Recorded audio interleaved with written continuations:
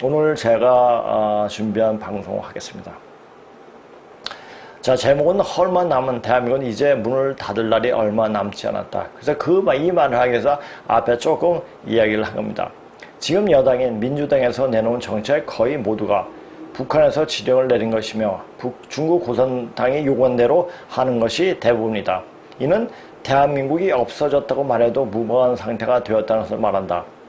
그런데도 아직 우리가 대한민국에서 살고 있다고 여기게 되고 있는 것은 미국이 아직 버티고 있기 때문인데, 이 미국만 없으면 이 나라를 빨갱이 자기 뜻대로 할 수 있을 텐데, 빨갱이 뜻대로는 중국이에요. 중국 자기 뜻대로 할 수 있을 텐데 이렇게 생각을 할 겁니다.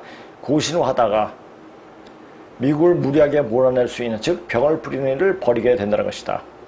그 병균은 신종 코로나19 정도가 아니라 초특급성 질병인 급살병이 돌게끔 한다는 것이다. 자기가 병 풀릴 때는 그것이 얼마나 독한지 그것을 몰랐겠죠. 그냥 뿌려보는 거예요. 근데 뿌리고 나서 보니까 그것이 엄청난, 자, 코로나 뿌렸는데도 그때 대구에 어떤 미군 기지가 있었잖아요. 뿌렸는데도 미군이 꿈쩍도 안 했습니다. 근데 그러다 보니까 조금 더 센 거 한번 뿌려볼까 하다가 그냥 뿌리게 되는데, 그것이 걷잡을 수 없는 상태로 몰아간다는 것입니다. 급살병. 이렇게 가만히 있다가도 죽고, 먹다가도 죽고, 자다가도 죽고, 이야기하다가 죽고, 웃다가도 죽고, 그렇게 되는 게 바로 급살병이죠. 자, 지금 북한 상황이나 중국이나 문재인 일당은 모두가 지금 상황이 아주 심각한 상태에 있다는 것을 알고, 자, 미군을 철수시키는 것, 이 하나만 해결이 되면 그런대로 버틸 수가 있고, 중국놈 자기들 뜻대로 세계를 좌지우지 할 수 있을 것이란 착각에 병균을 뿌리게 되는 것이다. 자, 잘 보세요. 왜 이렇게 생각하게 됩니까? 전적이 있잖아요.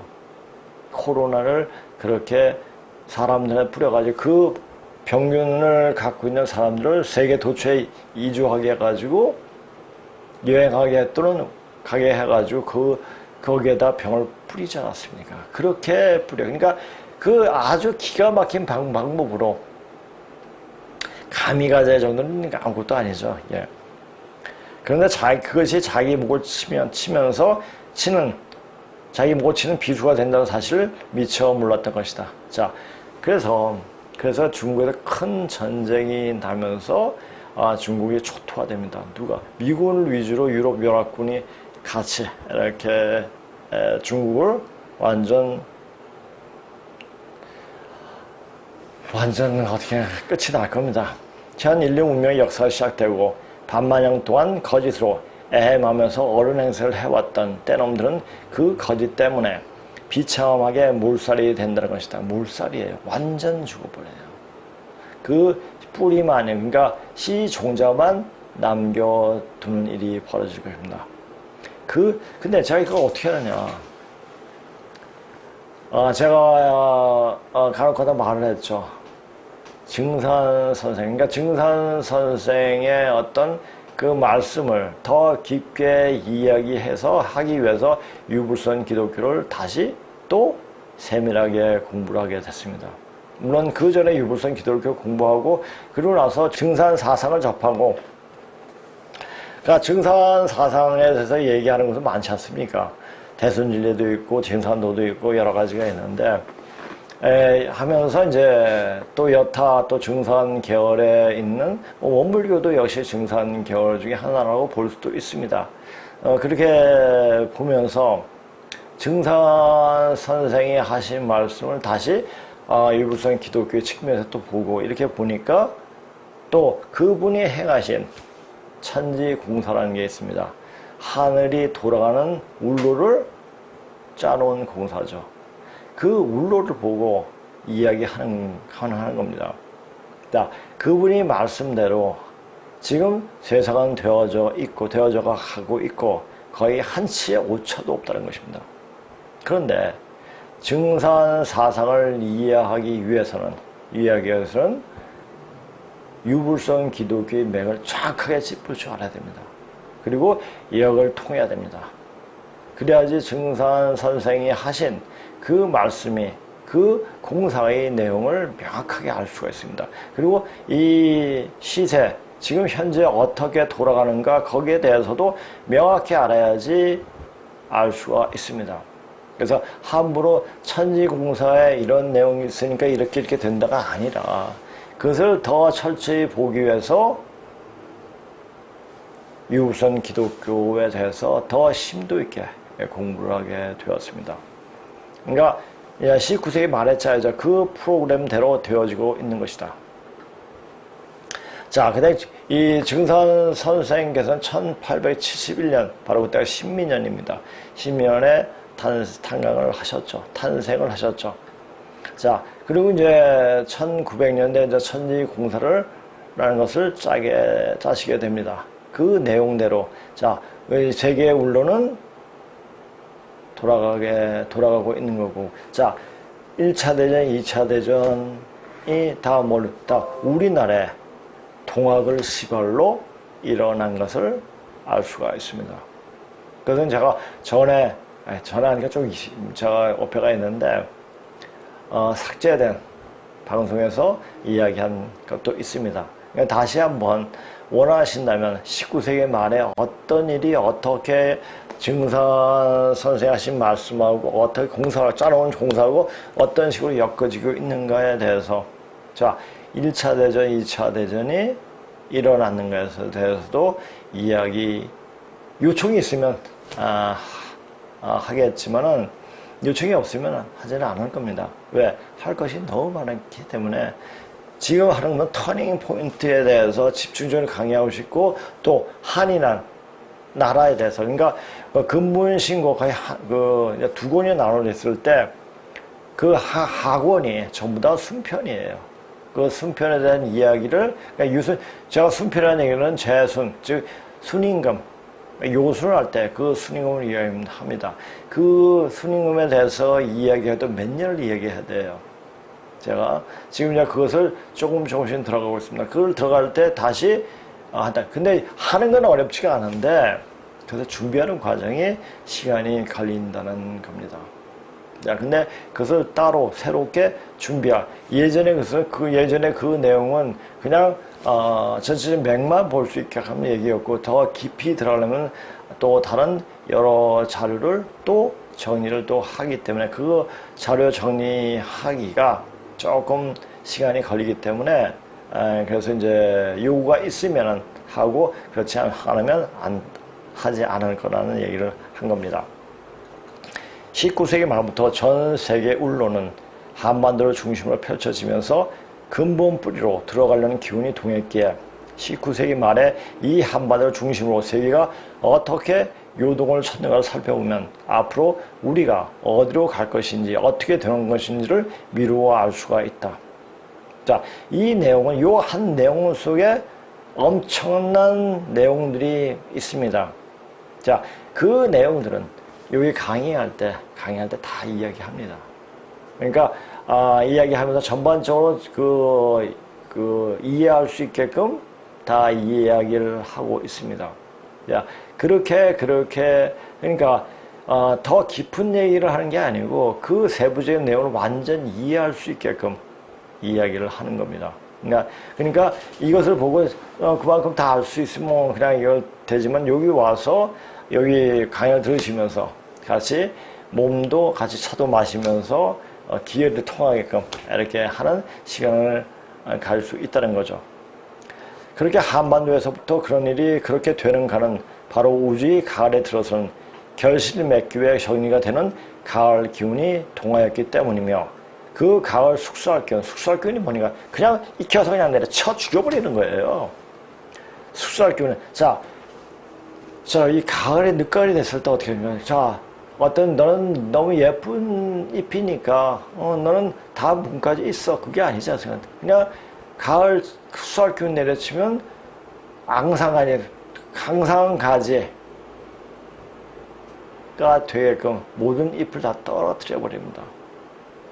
자, 마지막 잎새는 어떤 화가가 그린, 벽에다 그린 그 잎이 마지막 잎새죠. 근데 현실의 마지막 잎새 없습니다. 다 떨어져요. 그렇게 하나도 예외 없이 죽어 넘어가는 인간들 중에 단 몇 프로라도 건져내는 법을 알려주기 위해 향림자의 중국복에게 알려주기는 뭐냐, 알려주면 스스로 터득을 하면 돼요. 스스로 터득을 하면 되는데 그 터득할 방법을 모르고 있다는 얘기죠. 자, 가장 중요한 게 뭐냐면 역사의 근본 내용으로 들어가는 겁니다. 그리고 다시 우리가 이제까지 보았던, 공부해왔던 것들을 다시 정리를 하면서 몸이 되어지고 하는 겁니다. 자, 사실 한의학을 혼자 공부를 하려면 굉장히 힘들어요. 전 제 몸이 아프니까 제 몸을 마루타 삼아서 제 몸을 치료하면서 이렇게 치료하면 어떻게 돌구나, 또 어떻게 주면 어느 쪽에 이렇게 돌구나, 그걸 통해 가지고 알게 됐죠. 그거 알고 아는데 시간이 굉장히 많이, 그래서 제가 어느 정도 사람을 치료하는데 자신 있다. 제가 20살 때부터 했으니까, 20몇 살 때부터 했으니까 거의 한 30년 정도 돼야지 그저 완전 터지게 되더라고요. 30년? 한 25년 좀 된겠대요. 터지게 되더라고요. 그만큼 시간이 많이 걸려요. 내 몸을 통해 가지고 내 몸을, 사람의 몸을 읽는다는 그 자체가 굉장히 미세하게 알게 되는 게 시간이 그렇게 많이 걸린다는 얘기죠. 그러니까 이때를 빨리 배우게끔 가르쳐 주는 거예요.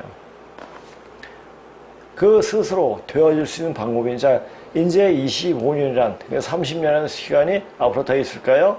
다 터닝 포인트가 되는 시점까지? 그렇지는 않을 것 같아요. 향림자의 중국백에 이어 향림의 터닝 포인트라는 타이틀로 방송을 하는 것이다. 여기서 하는 방송은 지극히 상식적인 이야기이기에 상식이 있는 사람이면 다 이해하고 납득할 수 있는 내용들이다. 상식은 영어로 common sense라는 것은 누구나 다 알고 있는데, 이 common sense는 말 그대로 감각이 열린, 그대로 느껴지는 의식이고 당구 같은 썰처럼 억지로 꾸민 이야기 아닌 지극히 객관적인 사실에 입각한 역사적 사실들을 풀어내고 있기에 마음이 열려 있으면, 뭐뭐 있으면 가정이에요. 근데 마음이 열려 있는 사람이 있나요? 없어요. 왜? 몸이 막혀있기 때문에 그래요. 몸의 기, 혈이, 그래서 요새 병원에 문전성시를 하잖아요. 거기 가서 병원에 가도 해결할 수 있는 법이 없어요. 단지 그 병을 늦추거나 그 병을 더 나오지 않게끔 만들어버리는 거죠. 그래서 완전, 특히 정신병 같은 경우는 오장육부가 다 망가집니다. 맨 처음에 신이 들어와서 하겠죠. 들어오면서 오장육부 다 망쳐요. 근데 정신병은 단지 머리에 어떤 가지고 치료한다고 되는 것도 아니고 오장육, 망가지는 오장육부를 다 다스려 줘야지 정신병이 낫습니다. 그래서 정신병은 불치병이라고 그러는 거예요. 자, 정신병은 그러니까 그 치료를 하는 방법이, 치료를 한번 해도 거의 1년, 2년 정도가 걸립니다. 근데 정신병 한번 걸리면 평생을 정신병원에 왔다 갔다 하면서 인생 종치게 되죠. 그런 사람이 대다수예요.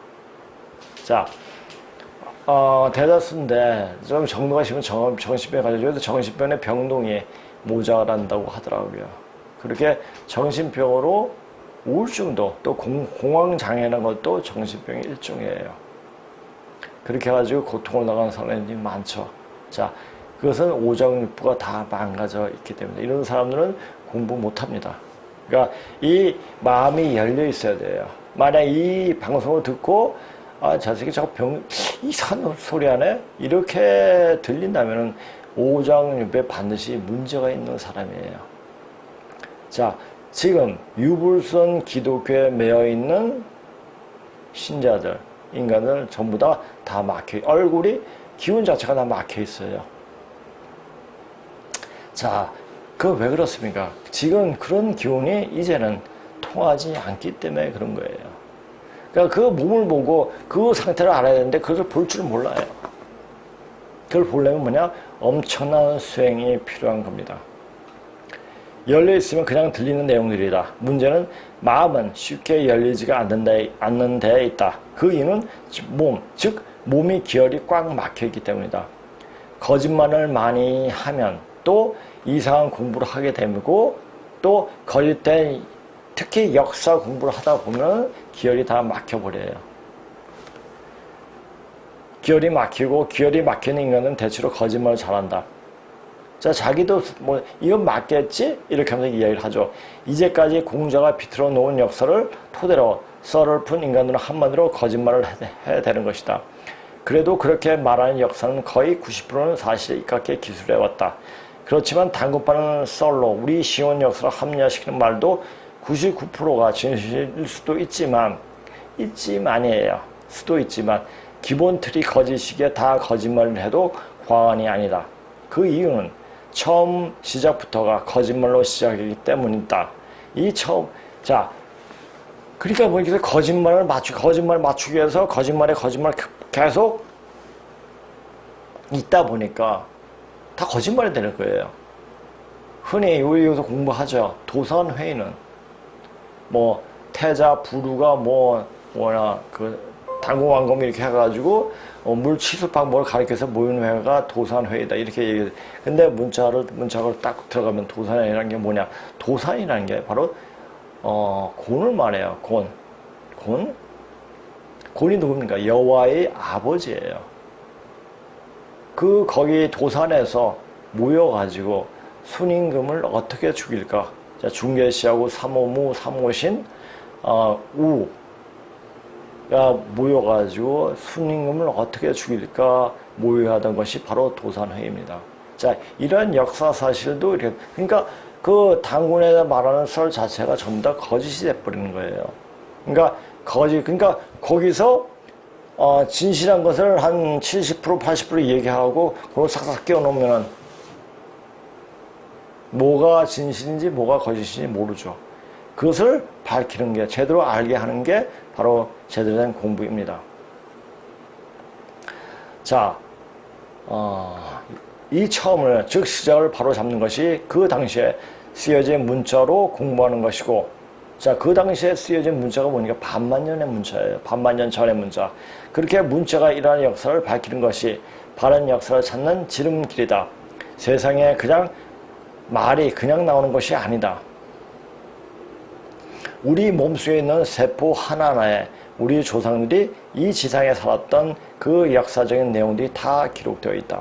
고로 바른 역사에 귀를 기울이고 눈이 열리는 순간 세포 하나하나가 살아나기 때문에 몸에 있던 병도 없어지고 몸에 건강해진다. 사실 이렇게 제가 이제 강의할 때 보통 1시간 40분, 100분 정도 강의를 하는데 또 이 방송할 때는 그렇고 강의할 때는 보통 3시간 합니다. 3시간 하고 1시간, 3시간 하는데 끊임없이 이야기해요. 그리고 또 치료를 하고 이렇게 치료하는데 한 3, 40분 걸릴 때 1시간도 이렇게 걸리겠는데 치료하면 굉장히 맥이 빠지고 기운이 빠집니다. 그런데도 강의를 합니다. 자, 1급 장애인이 그렇게 할 수 있을까요? 이건 기적이에요. 그러니까 이런 공부를 했기 때문에 이런 것을 제 몸으로 느꼈기 때문에 이렇게 말을 할 수 있는 겁니다. 이 공부를 하니까 이게 세포가 살아서 그런지 안 아파요. 그리고 이게 말을 해도 별로 지치지가 않습니다. 몸에 있던 병도 없어지고 몸이 건강해진다. 이제 앞으로 중국 페레빈 신종 코로나19보다 더 센 병이 난리를 치게 된다. 딥스들과 중국 공산당 그리고 문재인 일당은 점점 더 사람들에게 두려움을 조장하여 자기들이 이권을 가지려고 하기에 점점 더 센 병인 초특급성의 병을 뿌려 세계 인구의 90% 정도 줄여지게 되는 상황이 펼쳐지게 된다. 제가 딱 말할 때 어떻게 말합니까? 전 될 것이다 이야기 안 합니다. 된다고 얘기합니다. 왜? 분명하게 알고 있기 때문에 그렇습니다. 이 방송을 열린 마음으로 듣게 되면 어떤 사악한 바이러스도 몸 안에 들어오지 않는다. 무엇을 바라고 반만년 문자로 기록된 역사를 강하는 것이 아니다. 어떻게 하면 한 사람이라도 몸이 깨어나 앞으로 닥치는 대병력으로부터 한 사람이라도 이겨내길 바라는 마음에서 이 방송을 하는 것이다. 그거예요. 지금 터닝 포인트 되는 대격변기로 바로 뿌리로 들어가는 원시 반번한 시간대이기 때문에 이전 선천시대와는 운동 방향이 정반대이다. 그러하기 때문에 선천시대인 우주의 여름시대 사람들에게 이날이 올 것을 예고한 가르침인 유불선 기독교는 지금 이때 아무 효용도가 없다. 그래가서 어떤 저게 나와서 정치하겠다고 어떤 종교단체에서 하는 것은 그건 다 헛방이에요. 그 헛방을 하면서 우시아우시아서 사람을 모르는데 그것이 큰 죄악이에요. 사람을 모르면서 사람을 모으면은 그건 천재에서 엄청난 죄를 짓는 겁니다. 그게 죄예요. 자기가 거짓말을 한다고 자기가 어떤 자기 생각에 빠져서 사람들을 모으고 사람들한테 그렇게 이야기하는 그 자체는 바로 큰 죄악입니다. 자, 천주학이 임진왜란 직후에 들어와서 19세기 말에 기독교가 원시림에 사는 야만인과 별로 다름없는 이주의 백성들을 계몽시키고 교육시켜 사람으로서 살아가게끔 하는 것을 잘 봐야 한다. 왜 그렇게만 했는가? 그 말입니다. 자, 기독교는 뭐가 있죠? 교회에 십자가가 있죠. 자, 십수를 가리키는 선천종교입니다. 바로 여름 시대에서 가을 시대를 넘어가려면 바로 이 십수 열린다는 얘기예요. 근데 열리지도 않으면서 열리는 십자가를 열리고 싶은 거예요. 자, 십자는 바로 열리고 열린다는 말이다. 구약의 창세기는 바로 고조선사를 말하고 있으며 성경에서 말하는 하나님 바로 염제 신동씨를 가리키고 여호와 즉 야훼는 신동씨 5대 손이 되는 분이다. 이를 명확히 알고 있어야 한다. 혹 기독교인이 아닌 예수쟁이들은 이런 역사 사실을 부정하려고 한다. 왜? 그거밖에 모르니까 더 이상 받아들이려고 하지 않고 직선상으로 역사는 이러이러해야 한다. 유교 탈레반하고 똑같아요. 그들이 하고 싶은 말은 곧 알게 되니 괜히 입으로 또는 손가락으로 죄를 짓지 말라는 말을 하고 싶다. 자, 우리는 흔히 하나님이라는 용어를 국어사전에서도 기독교 용어로 규정하고 있으나 그것도 역시 굉장히 잘못된 해석이며 구약도 바로 하우시 부인 여호와로부터 시작되었음을 알 수가 있다. 요 얘기는 그 다음에 또 덧붙여서 이야기할 겁니다. 다음 시간에. 자, 그래서 우리가 자, 종교사에서 무엇을 이야기하고 어떤 얘기를 하냐. 이거 우리가 고조선의 반만년의 문자를 보면 이렇게 나타나요. 이렇게 나타나는데 이것을 어떻게 받아들일 것인가. 이것을 가르쳐 주는 곳은 없어요. 자기가 실력이 돼서 공부를 해야 돼요. 실력이 되려면 어떻게 돼요? 어학 공부가 돼야 돼요. 무슨 어학 공부? 중국어, 영어 유창하게 어떤 책을 봐도 해석을 해독을 할 수 있을 정도로 공부를 해야 됩니다. 그렇게 해가지고 그리고 나서 이야기를 하면 이야기를 마치 제가 선생님 뵙고 자, 너는 근문식을 10번 이상을 보기 전까지 나한테 이야기하지 말아라. 야, 당군에서 좀 이야기하니까. 그래서 당군에서 좀 공부를 했어요. 좀 아는 체 하고 싶었죠. 그래서 이거 딱 다물고 딱 뭐 10번도 안 해요. 한 세 번 정도 번역하고 3번 보니까 한 번 보니까 입이 딱 닫혀지더라고요. 아, 내가 이때까지 잘못 공부했구나. 그것을 인정할 줄 알아야 돼요. 무조건 제가 이제 선생님을 배웠고 이것을 받아들인 것이 아니라 자, 그 손환정 선생님께서 저희 아버지 친구분이시니까 항상 저한테 그 아버지를 통해 가지고 네 아들 중고 전공했으니까 나한테 보내봐라라고 이야기를 하셨다고 하더라고요. 그런데 저는 가기 싫었죠. 또 당군을 빠는 당군 이야기 할까봐. 근데 어찌 해가지고 인연이 돼서 시간이 돼서 그냥 한번 가보겠다 마음으로 간 게 그때부터 제 인생이 180도로 바뀌게 된 겁니다. 어느 한 계기로 그렇게 되는 거예요. 자, 그러면서 이 공부가 여기까지 이렇게 펼쳐지게 됩니다. 근데 이런 것을 자 2년 전 방송 자체가 전부 다 삭제가 됐으니까 근데 그 방송을 보신 분도 있겠고 못 보신 분도 있겠지만은 그 내용을 다시 되풀이할 생각은 없습니다. 되풀이할 생각 없고 물론 자료는 다 있으니까 만약 요청하면 그 강의했던 자료를 요청하면은 물론 제가 강의할 때 여기 글로 써가지고 강의하는 것은 얼마 안 돼요. 근데 이제 그냥 제가 강의할 때 아무 자료 없이 원본 없이 원고 없이 그냥 얘기하는 게 거의 4, 50분을 해요. 그러니까 그 내용은 어디서 찾을 수가 없죠. 그 내용까지 아마 반복을 할지, 지금도 제가 예전에 방송했던 거 자료를 다시 보면은, 이건 내가 했나? 이런 것도 했네? 뭐 이렇게 되더라고요.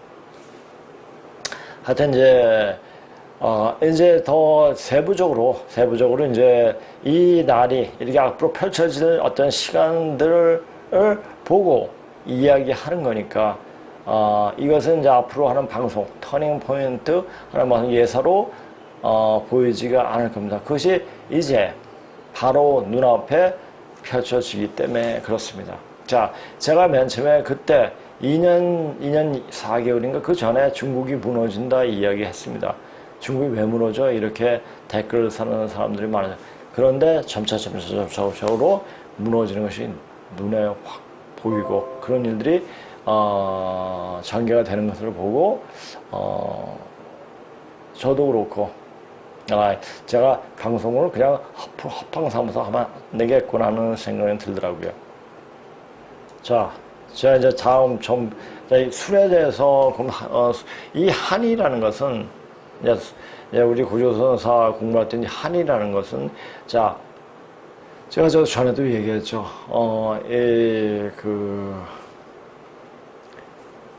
그 질서가 없는 무규율 사회였습니다. 무규율 사회를 규율이 잡히는 사회다운 사회를 만들기 위해서 가장 시급한 게 뭡니까? 혼인제도예요. 예전에는 성인 무부란 말이 있어요. 우리 이제 중국 고대사를 보면 성인 무부다. 성인은 아버지가 없다. 씨만 뿌리고 그냥 갔기 때문에 아버지가 누구인지를 확인할 도리가 없었죠. 그래서 성인은 무부다. 아버지가 없다. 이렇게 얘기한 게 굉장히 많습니다. 그런데 이런 무규율 사회를 규율 사회로 만드신 분이 바로 염제신농씨 이분입니다. 이분이 2대의 결혼을 혼인제도로 사회 규로 잡기 위해서 그렇게 약속을 하고 그렇게 지탱을 해왔죠. 그러다 보니까 여러 가지 문제가 나오니까 이것을 유신한 사분이 바로 순임금입니다. 순임금으로부터 한이 나오게 됐고 이 순임금으로부터 그 나온 문자가 말들이 우리가 지금 쓰는 말들이 굉장히 많이 있습니다. 그것은 나중에 공부하면서 많이 아시게 될 겁니다.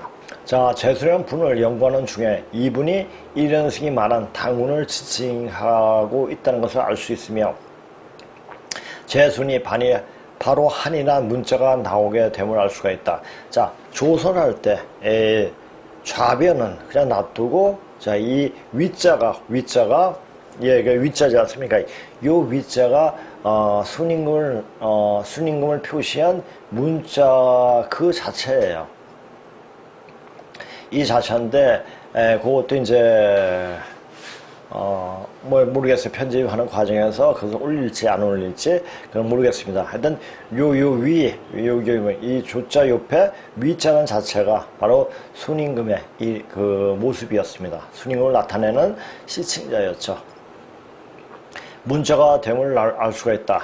즉 한이라는 이름이 역사에 등장하는 것은 유시제순으로부터였으며 그것도 태어나서 그의 큰 아버지가 문호도 보위하고 나라도 보위하라고 지어진 첫 번째 이름에서 나오겠네. 이 큰 아버지는 인력여씨입니다. 인력여씨는 누구죠? 제주도 고양시의 두 번째 아드님이십니다. 한이란 글자를 잘 살펴보면 아침조, 나라조로 새김하는 조자란 글자 옆에 오자 변에는 달월의 위자로 바꾸면 바로 나라 한자가 된다. 분명히 이는 조선과 한인 무슨 깊은 연관이 있다는 것을 알 수가 있다.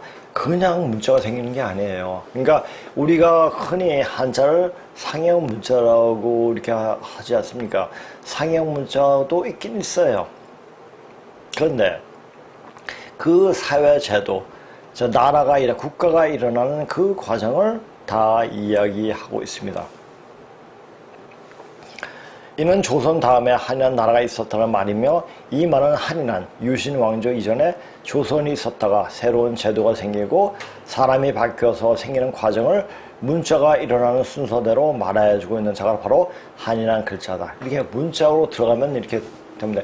이제 우리 이제 한 1년 이상 오신 분, 그래서 문자학을 이렇게 들어가니, 이제 그냥 문자학을 딱 맨 처음부터 그냥 들어가면 재미가 없어요. 그게 무슨 말인지. 그런데 은연중에 강의하면서 문자 하나하나 이야기해주면, 이거 문자이네.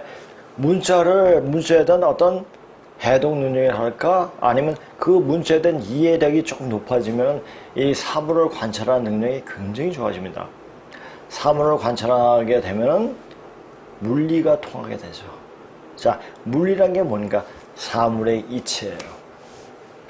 그러니까 여기까지 공부를 할 수가 있어요. 문자학을 통해 가지고. 그러니까 물리학이 뭡니까? 피직스죠. 사물의 이치. 사물의 이치를 이야기하는 거니까 세상 돌아가는 이치를 그냥 알게 되죠. 이 세상에서 그냥 되어지는 것이 없습니다. 전부 다 인과 법칙이어가지고, 인과. 자, 원인이 있으면 결과가 있고, 자, 결과가 나타나면 반드시 그에 대한 합당한 원인이 있죠. 그 어떤 결과가 나올 때 그 원인을 찾아보면은 그 자체가 왜 그렇게 일어났는가를 알 수가 있고, 생겨나는 원인이라기보다 앞으로 어떻게 될 것인가를 그냥 알 수가 있게 되죠. 그러니까 그것이 그 눈을 틔우는 게 뭡니까? 바로 역사 공부예요. 역사 공부가, 바른 역사 공부를, 바른 의식을 하는 공부가 열려야지 세상을 바르고 물리의 어떤 이치를 알게 되는 겁니다. 그러니까 역사는 단지 그때 상황을 이야기하는 것이 되겠지만은, 그것보다 전체적으로 아까 맨 앞에 방송에 보면 대하의 흐름, 큰 강의 흐름을 보는 것 같이 역사를 봐야 돼요. 한순간에, 자, 우리 강물은, 바다는 강물은 한 번도 쉼 없이 위에서 아래로 내려갑니다. 어떤 급류로 내려갈 때가 있고 천천히 내려갈 때도 있고, 하여튼 위에서 밑으로 내려갑니다. 거기서 머물면 계속 어떻게 됩니까? 머물러 있을 수가 없죠. 머물고 싶어도 머물 수가 없습니다. 그렇게 움직이는 겁니다. 자, 그것처럼 그 움직임을 읽을 수 있는 그때 내 모습이, 자, 과거를, 내 전에, 난 거기 있었는데 거기 가고 싶어. 그때를 회상하고 자꾸 가면 그건 태우밖에 없죠. 옛날에 전에 이랬으니까 앞으로 어떤, 물결을, 어떤 흐름을 만날 것이다 알고 그 흐름에 맞춰서 바꿔줘야 됩니다. 그것이 역사를 공부하는 어떤 제일 큰 덕목이죠. 자, 그 다음에 순위. 첫 번째 이름이 호였고, 이게 집 호자죠. 집에 들어갈 때는 어떻게 해요? 문을 들어가야 되죠. 그러니까 못을 형상한 몸인 게 아니고 이 호자를 두 개 겹친 게, 그래서 문자가 나온 겁니다. 문이란 글자에서 한쪽만을 말하는 것이다. 그럼 우리가 하나는 호라 읽고 호를 한 면에 더 붙이면 문이 되는 것이다. 이거 어떤 문을 형상해가지고 문이 된 게 아니에요. 역사를 여는 그 과정에서 이 호라는 분이, 그러니까 순이죠. 호는 초명이니까 순이의 어떤 초명이니까 순이라는 분이 역사적 어떤 큰 맥을 껐기 때문에, 그 맥을 이었기 때문에 하나 획을 그었죠. 맥이 아니라 획을 그었기 이제 다시 하나 붙여가지고 문이란. 그러니까 문은 뭡니까? 어떠한 한 곳에서 다른 쪽으로 들어가는 경계선이 될 수가 있습니다. 경계선이죠. 경계인이 되는 거죠. 자, 우리는 지금 선천에서 후천으로 넘어가는 그 문을 통과하기 위한, 그것이 그 문이 바로 기독교에서 말하는 좁은 문이죠. 그 좁은 문은 낙타가 바늘귀. 자, 근데 원어에는 뭐 낙타란 말이 아니고 밧줄이랑 뭐 낙타는 똑같지만 밧줄이 그 바늘귀 통과하는 건 힘들다고 그러지 않습니까? 그 문자, 그 문을 넘어가기 위해서 어떤 고난과 고통을 다 이겨내야 되죠. 자, 그 고통과 고통이 어떻게 오겠습니까? 거의 죽을 정도까지 옵니다. 그래서 일어나는 겁니다. 제 자신이 그랬고 여기 오신 공부하시는 분도 역시 그러했고 그런 과정이 다 그 좁음을 통과하기 위한 하나의 필수 코스였다는 얘기죠.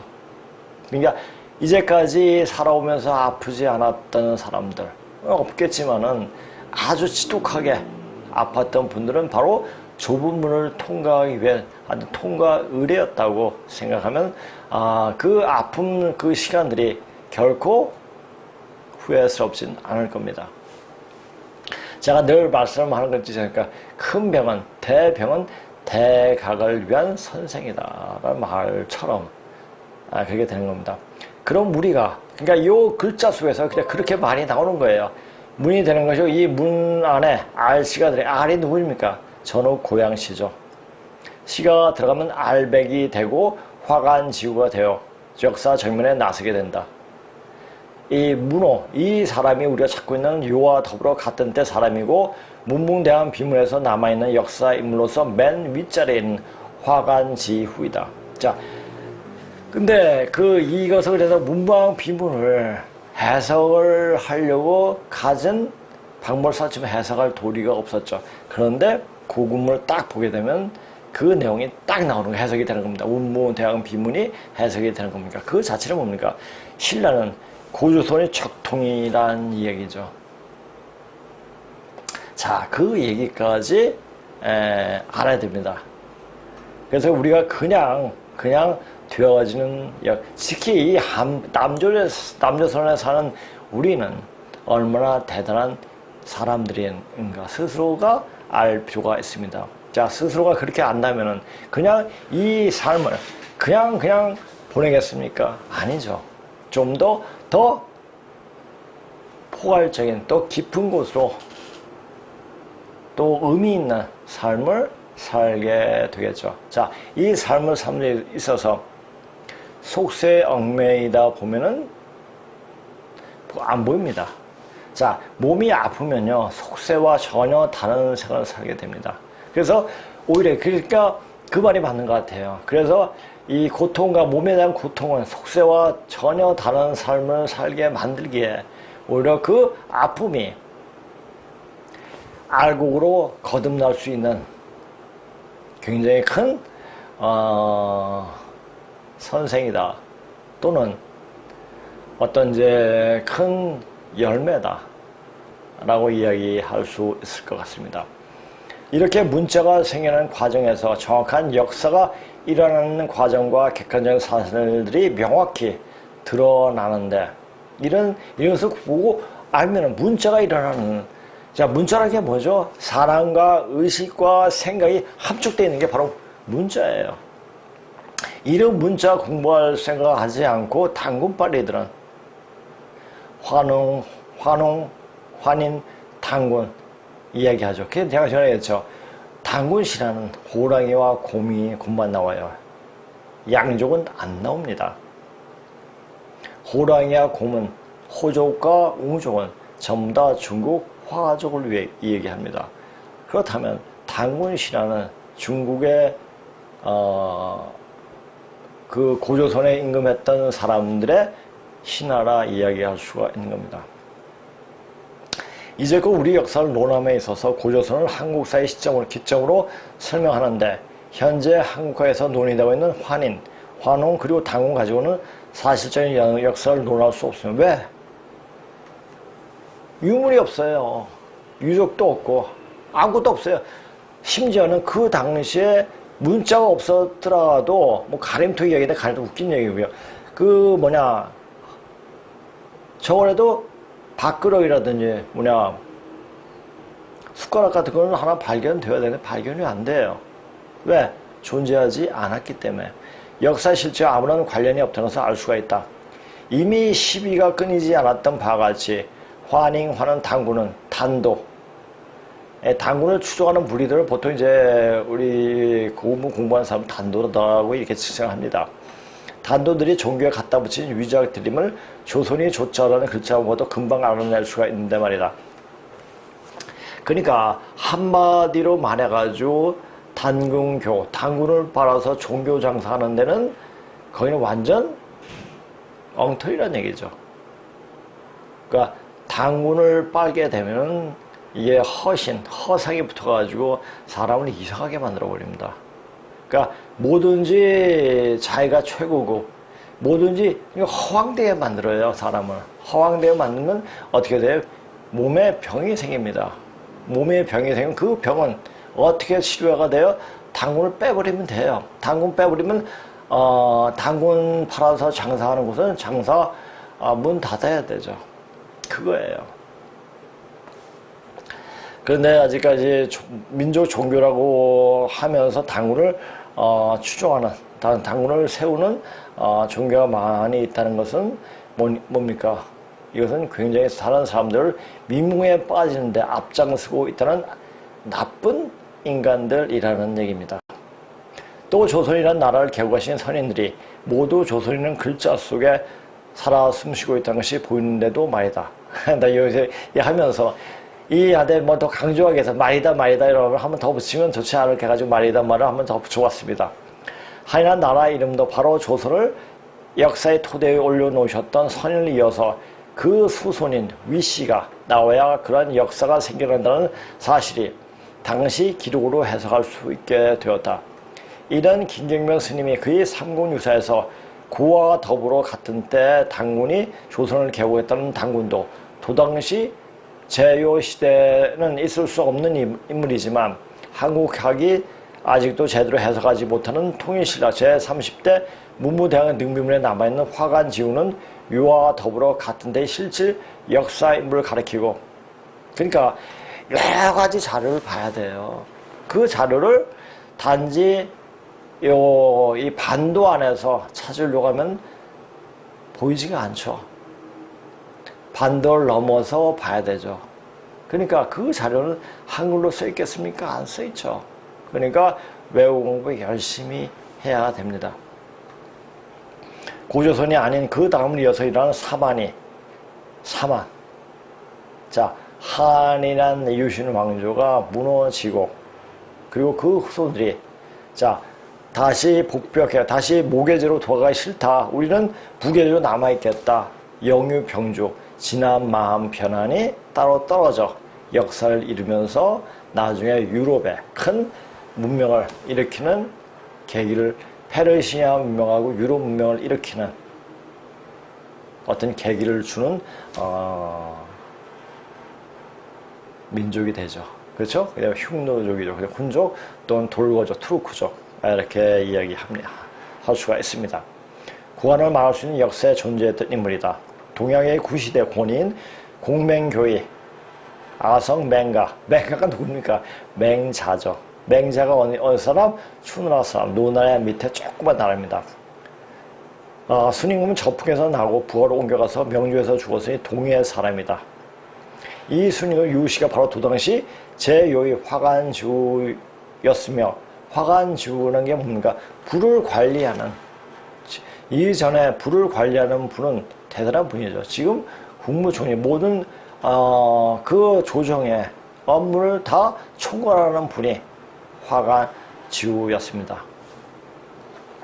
유와 더불어 같은 때 사람이며 이련승이 불교에다가 갖다 붙인 당군이라는 것을 확연히 알 수가 있으며, 시간 개념이 대체로 부합되며 문무대왕의 능비문을 지은 신라 국가의 김급찬 이 말과 역사 해석이 빗대어도 순임금이 바로 위작된 거짓 작성된 당군임을 알 수가 있다.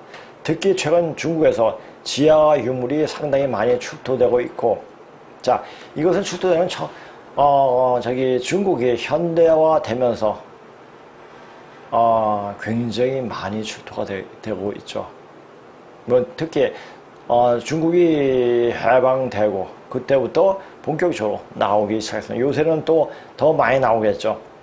이거 유물에 새겨진, 근데 뭐냐면 그 시대가 중화 민족이 어떤 내세울 수 있는 내용들이 아니니까 다 묻어버려요. 다시 땅속에 묻는다는 얘기가 아니고 그것을 연구를 안 하죠. 왜? 자기 근본 뿌리가 드러나기 때문에. 제가 한 번 얘기했죠. 중국 역사는 까도 나오지가 않아요. 까면 뭐가 바로 염제신농시가 나오게 됩니다. 그래서 요즘 하는 짓이 뭡니까? 여망자손이다. 이렇게 얘기해요. 여망자손 맞죠? 근데 왜 예전에 염제에 대해서, 염제신농시 그분에 대해서 언급을 회피하다가 지금 다시 그분을 역사와 전반에 내세웁니까? 그것도 아셔야 돼요. 자, 예전에는 그냥 단지 신화 속의 인물이었습니다. 자, 머리에 예전에 한의원에 가면은 저 어릴 때 70년대, 요새는 그런지 안 그런지 한의원에 안 가본 지가 오래돼가지고 머리는 소고 몸은 사람의 인신우수의 몸을 가진 분의 어떤 벽화에 걸려있는 경향이 상당히 많았습니다. 왜? 염제신노시 이분이 바로 한의학을 내리신 분이었기 때문에 이야기가 그렇게 되는 겁니다. 자, 상당히 많이 출토되고 그 유물에 새겨진 고주선 문자를 낙빙의 선생께서 역사 기록과 비교 연구가 성공하게 됨으로써 구사학과 신사학이 완전히 구분되고 과거의 잘못된 부분을 바로 잡을 수가 있었다. 자, 과거의 잘못된 부분을 바로 잡는 것뿐만 아니라 인간 정신의 어떤 맥을 비틀어진 맥을 바로 잡게 되는 겁니다. 바로 잡게 되면서 바로 그 정역 시대로 오는 시간대이기 때문에 이런 분이 나오시게 된 거죠. 그리고 우리나라 땅에는 소남자 선생님이라는 분이 또 나오시게 되고, 그것을 읽고 제가 이제 그 선생님의 어떤 학풍을 이으면서 이렇게 하고 있는 겁니다. 그러니까 그냥 이 세상이 그냥 되어지는 게 아닙니다. 어떤 계기에 의해 가지고 하나하나씩 연결이 되는 겁니다. 저는 왜 16살부터 왜 그때부터 수행에 들어갔는지 전 모릅니다. 단지 몸이 아팠기 때문에 그 아픈 몸을 잊기 위해서 그렇게 수행의 길에 들어간 거죠. 수행은 반드시 공부가 전제되어야 됩니다. 동서양의 사상을 통할 수 있던 공부를 해야 돼요. 그게 수행 중에 앉아서 좌선을 한다, 기도한다, 이것이 수행이 아닙니다. 이것만이 수행이 아니죠. 그래서 같이 결부돼야 돼요. 그것만 되면 되느냐? 아니죠. 몸 공부가 돼야 돼요. 몸의 기혈이 어떻게 돌아가고 몸을 어떻게 움직이면 어떻게 되어지는가, 이것은 반드시 운동을 해야 돼요. 지금 제가 그래도 이게 몸을 하면서 사람을 치료하면서 가장 효과를 보고 있고 또 응용을 많이 하는 게 바로 합기도예요. 그러니까 합기도 한 것이 참 도움이 많이 된다라는 생각을 하게 되더라고요. 자, 오늘 또 이제 시간이 또 많이 됐는데 제 터닝 포인트 조금만 더 하고 끝내겠습니다. 자, 이 세상에는 하나만 존재하지 않습니다. 반드시 음양이 존재하게 되죠.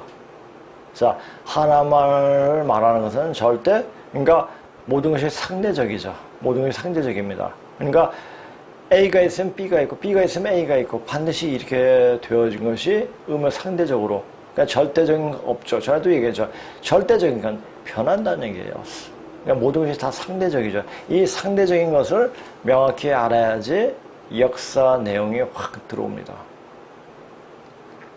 그것이 왜 일어나는가? 자, 인간이 역사의 그 이면 속엔 뭐가 있죠? 신의 움직임이 있습니다. 이 신들이 어떻게 움직였구나. 이것을 읽을 줄 알아야 돼요. 이것은 그냥 책으로 통해서 공부하는 게 아니라 수행을 통해 가지고 어느 정도 경지까지 가야지 그 신들의 움직임을 읽을 수 있는 눈이 생기고 마음의 제3의 눈이 열리는 겁니다. 인당이 제3의 눈이죠. 그 제3의 눈이 열려야지 그 신기의 움직임이, 이 역사의 이면에는 이런 것이 일어났구나. 이것이 왜 일어난가? 인간을 사람답게, 사람이란 말이 뭡니까? 서로 살리는 거예요. 서로 살리는 기운이 동하게끔 하는 게 바로 사람이 사람 노릇 하는 거죠. 저도 이렇게 방송하는 것도 사람이 되기 위해서 이렇게 하는 것인지 모릅니다. 자, 음과 양이란 말은 최근에 서양에서 상당히 인기가 있게 되었지만 중국인이 의식으로, 자, 그래서 중국을 통해가지고 동양 어떤 사상을 접했기 때문에 항상 중국인을 이야기가 나옵니다. 근데 중국인이라고 하기에는 어폐가 있죠. 동양인도 어폐가 있고, 근데 조선인을 하면 딱 맞죠. 근데 화족도 조선족이었고, 지금 우리 사람은 조선인이었고, 일본도, 저희 동남아시아에 있는 사람도 조선인이었으니까, 세계인도 조선인이었으니까, 조선인이란 말로 하는 것이 더 확실한 표현이 아닌가 싶습니다. 중국인이 의식으로 우리 문화권에서 좀처럼 사용되지 않는다. 그러니까 서양 사람들은 이때까지 생활했던 방식대로 그 의식이 이분음적으로 이렇게 보아지게 되는데, 그 이분음적인 생각이 이제 많이 바뀌어지고 있죠. 그러니까 동양 사람은, 특히 조선 사람들은 이게 통합적이지 절대 이분음적으로 생각하지 않습니다. 자, 음이 있으면 양이 있고, 양이 있으면 음이 있고, 이렇게 생각합니다. 근데 이제 그것이 바뀌어진다니. 자, 서양인들이 확실하게 과학적으로 이게 증명이 되고 바뀌면 빨리 바뀌고 정확하게 바뀌고 이것을 응용을 합니다. 이것을 어떻게 삶에 응용을 할 것인가, 이걸 알게 됩니다. 그래서 서양인들이 현실을 살아가는 데 있어서 굉장히 무서운 거고, 그런 것을 어떤 적용할 수 있는 그 능력이 우리한테 들어오면 더 그것을 활용하게 되죠. 우리는 지금 하여튼 되어지는 거면 우리나라 사람, 대단한 사람들이 굉장히 많더라고요. 자, 대부분 서양인들의 관습은 심각할 정도로 원래 의미하는 것을 왜곡하는 문화적 편견을 반영한다. 왜 그럴까요? 한 면만을 보기 때문에 그래요. 음과 양, 두 양면을 보는 게 아니라 한쪽을만을 보고 그게 그거다. 그래서 맨 처음 왜 서양인들은 미개했거든요. 미개가 하니까 유럽 기독교가 가가지고 장사가 됐고, 근데 그것을 또 흉노족에 또 계몽을 시켰고, 그러면서 열리게 되었죠. 자, 그 열리게 된 것은 또 어디냐? 14세기 중반경, 14세기 때 진묵대사가 도통신과 문명신을 거느리고 서양으로 넘어가게 되죠. 그러면서 서양의 문물이 확 열리게 되죠. 그런 사항도 알아야 돼요. 그러니까 그래야지 신명이 열리고, 그러니까 거기서는 쭉 해도 한계가 있죠. 그런데 우리 이야기에 와서 그것이 다시 와서 우리가 그것을 활용하게 될 때는 엄청난 시너지 효과를 일으키게 되는 겁니다. 그래서 우리 민족은 무서운 민족이에요. 자, 무서운 민족이고, 근데 그건 뭐냐? 근데 우리는 몰라요. 우리가 누구인지. 자, 여기서 밝히는 게 우리가 누구인지를 밝히는 그 작업을 하는 겁니다. 자, 우리가 흔히 하는 말, 사람이 죽을 때 되면 철이 든다라는 말을 하죠. 내 자신이 누군가. 자, 아마도 우리가 많은 사람들이 죽을 때가 돼가지고 제가 이런 방송을 하는 건지 뭡니다. 우리는 이런 사람이었어. 이런 사람이었고 앞으로 이렇게 될 거야. 된다. 라는 말을 하고 있는 겁니다. 그런데 이제까지 이조의 시대의 그 습이 계속 그대로 남아있으면 그냥 노비의 생각으로 그냥 끌려가게 되는 겁니다. 이제 깨어나야 돼요. 깨어나면, 자, 그 사이사이에 이 대한민국에 깨어난 사람이 굉장히 많이 나왔죠. 자, 그분들이 대한민국을 발전시켰고 그 분들이 그렇게 발전시켰기 때문에 원을 푸는 무대가 확 열어가지고 지 맛대로 지가 하고 싶은 대로 지금 하고 있죠. 그것이 마지막 가는 길인지도 모르고 그렇게 하고 있습니다. 그러니까 대한민국을 자기네들이 더 좋은, 더 오랫동안 이 대한민국 자기의 원을 풀 수 있는 무대를 만들려고 한다면 지금 어떻게 돼요? 대한민국을 계속 존속시킬 수 있는 노력을 해야 돼요. 근데 대한민국을 언제 어떻게 기회만 있으면 빨리 무너뜨리려고 하지 않습니까? 그렇게 되면 자기 운명이 끝난다는 것을 몰라요. 그러니까 대한민국을, 근데 그 운명은, 그렇게 한다고 운명은 정해진 대로 되어지는 것일 뿐입니다. 그렇게 되어지는 거니까, 그렇게 되고 되는 거니까, 자, 어떤 아쉬움이나 뭐 슬픔이란 가질 이유가 없죠. 아, 그래 되는 거구나. 이제 새로워져야 되겠구나. 내 몸이 새로워지면 더 새로운 시간 속에 내 자신이 또 다른 모습으로 태어나게 되는 것입니다. 자, 맨프레드 홀컬트에 따르면 응은 수축하고 응답하고 반응하고 보존적인 것을 모든 것에 해당하고, 자 보세요. 보수적인 것, conservative라고 하는데 보수적인 것. 그러니까 보수라는 것은 음을 추구하는 거예요. 그렇죠. 음인 거죠. 진보라서는 양인 거예요. 그래서 이 좌빨들이 진보라고 하지 않습니까? 굉장히 양적이에요. 그것이 옳든 그러든 간에 그냥 하는 거예요. 그러니까 우리 보수적 가치 공부해 본 적 있습니까? 우리가 보수적 가치를 공부하면 고조선사를 공부하고 우리 가치를 알면 우리는 도인으로, 진인으로 화해할 수 있는 공부를 해야 됩니다. 그래서 진정한 보존이 되고 보수가 되는 겁니다. 이에 반해서 양은 팽창적이고 공격적이고 요구하는 모든 것을 의미한다. 더 많이 연상되는 많은 다른 것들 사이에도 포함되어진다. 물론 여기에서도 이 책 그대로 번역을 한 겁니다. 자, 음은 지구, 우주, 달, 해, 밤낮, 겨울, 여름, 습기, 건조, 신선함, 선선함, 따뜻함, 내부 표면, 뭐 이게 음양. 자, 우리나라 음식은 모두시 음양이 조화로서 이루어집니다. 우리가 흔히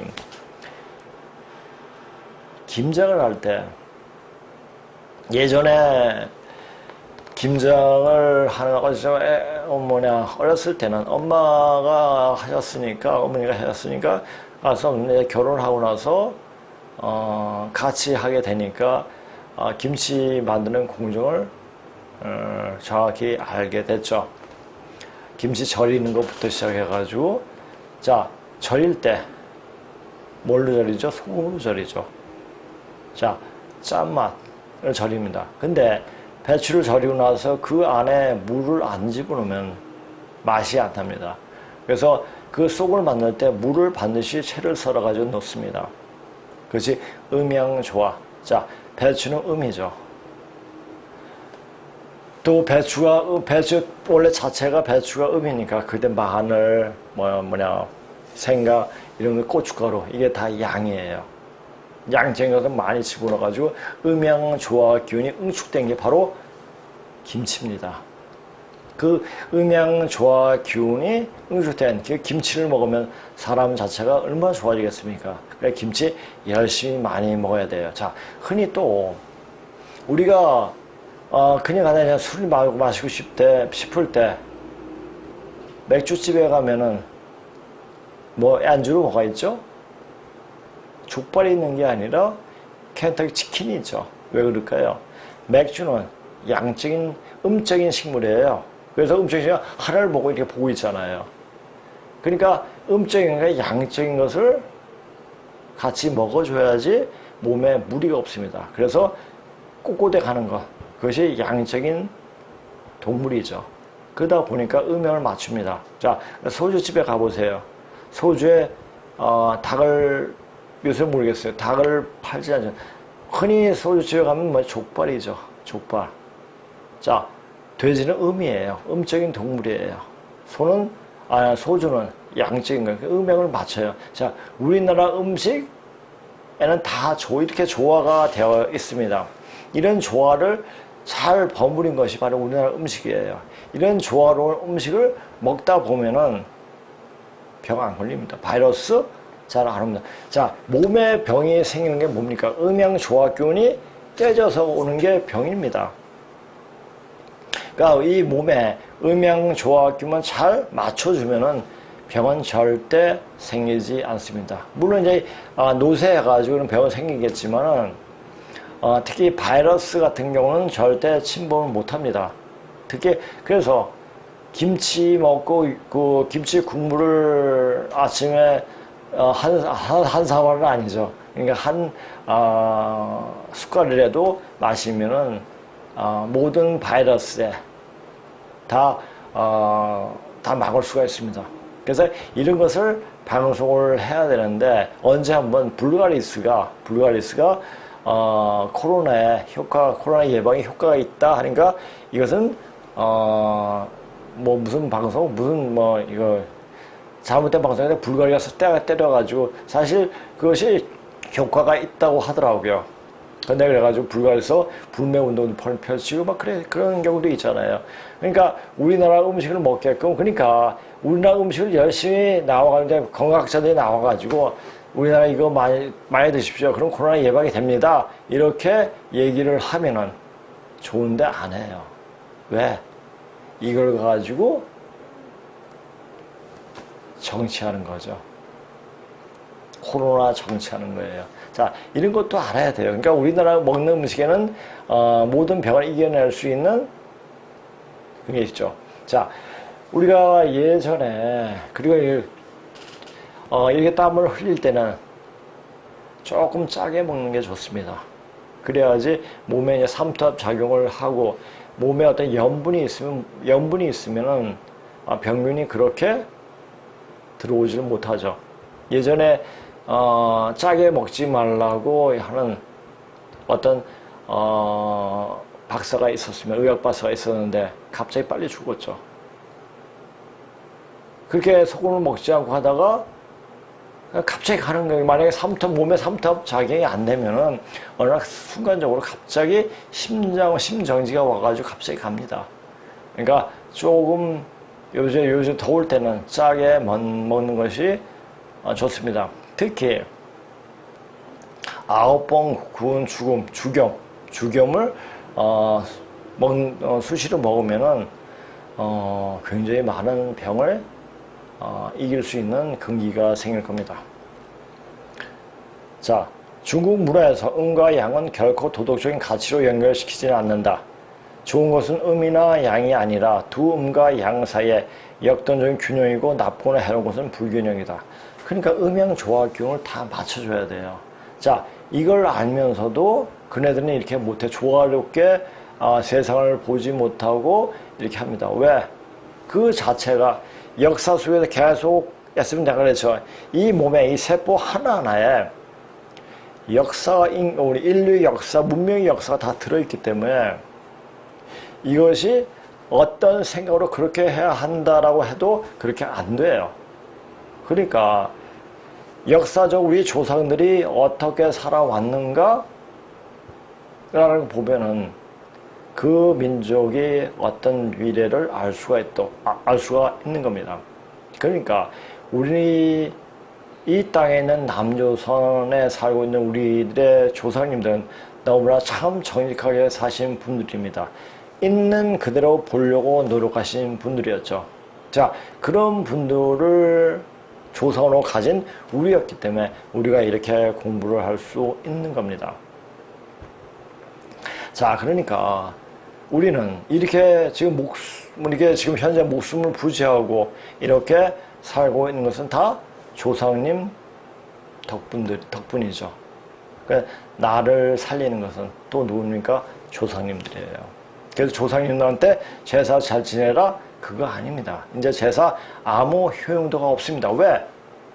이제 영육이 다 소멸되는 시간대에 왔기 때문에 지금 신명기에서는 악신은 다 쫓겨났어요. 선한 신명들이 내 자손 하나 더 건지기 위해서 동분서주어로 바삐 돌아다니십니다. 그래서 한 곳에 머무르지 못하시죠. 굉장히 바쁘세요. 왜? 한 자손을 살려야지. 그 자손 따라 그 다음 세상으로 같이 넘어갈 수 있게. 그러니까 지금은 제사의 의미도 굉장히 많이 바뀌어져야 됩니다. 항시 조상님들에 대해서는 어느 날 특정적으로 해가지고, 근데 요새는 제사 지내면 잡신들만 들어요. 그러니까 잡신을 불러오는 게 바로 이제 제사가 되는 겁니다. 이제 그걸 알고 그렇게 이제 신명계의 흐름을 아는 사람이 이렇게 얘기하면 좀 듣고 이제 제사의 의미도 다시 받아들여야 됩니다. 그것이 나중에 또 이제 제사의 의미에 대해서 이제 중용에서 이야기한 게, 자, 중용에서 이야기한 게 있습니다. 자, 근데 그 내용은 전에 제가 한번 했는데, 그것도 다 삭제가 됐으니까, 그 내용을 가지고 다음 시간에 한 번 더 볼 수 있도록 하겠습니다. 자, 또, 우리가 이제 음양의 조화를 이렇게 얘기하지 않습니까? 근데 이 몸 안의 병도 오장육부의 어떤 기운에 불균형을 오는 것이기 때문에 이 균형을 잡아주면은 병 없이 잘 지낼 수가 있습니다. 근데 그 오장육부의 균형을 누가 어떻게 잡느냐? 자기가 스스로 잡을 수 있는 방법을 배울 수가 있습니다. 그것이 운동으로도 할 수 있고, 여러 가지 지압법으로 할 수 있고, 또 침으로도 할 수가 있고, 여러 가지 방법으로 조화롭게 운영할 수 있게 합니다. 자, 이렇게 자기 스스로가 못할 경우에는 어떤 아는 사람의 힘을 빌을 수도 빌어올 수도 있잖아요. 빌어올 수도 있는 거죠. 발음이 좀 이상하네요. 그러니까 이제 이런 것도 다 그러니까 옛날 선비들은 거의 다 이 몸에 통한 분위기도 거의 다 의사들이었습니다. 그러니까 한마디로 말해가지고 우리나라는 도인들이 참 많았던 나라였습니다. 이제 그 자체를 찾아가면 우리 자체가 스스로 더 큰 공부를 할 수가 있고 사람을 살릴 수 있는 공부를 할 수 있게 되는 겁니다. 자, 이 몸의 오장육부도 저보다 목화가 통수되는 건 다 알고 계시죠? 목은 뭐죠? 간하고 담. 그 다음에 화는 심장하고 소장. 그 다음에 금은 뭡니까? 금은 폐하고 대장. 목화토, 금, 그 다음에 뭐죠? 수죠. 수는 뭡니까? 방광하고 신장입니다. 자, 우리 몸이 건강하려면 이 우주 기운을 돌리는 거는 뭡니까? 수와 기운이죠. 역시 태극기에도 하늘과 땅이 있고 감리가 있죠. 그렇죠? 감은 수고, 리는 화죠. 수와 기운으로 그러니까 물과 불이 조화롭게 잘 순환이 돼야지 몸에 병이 없습니다. 그러니까 이 신장과 방광, 소장과 대장이 이게 순환이 안 되면 갖은 병들이 생기게 됩니다.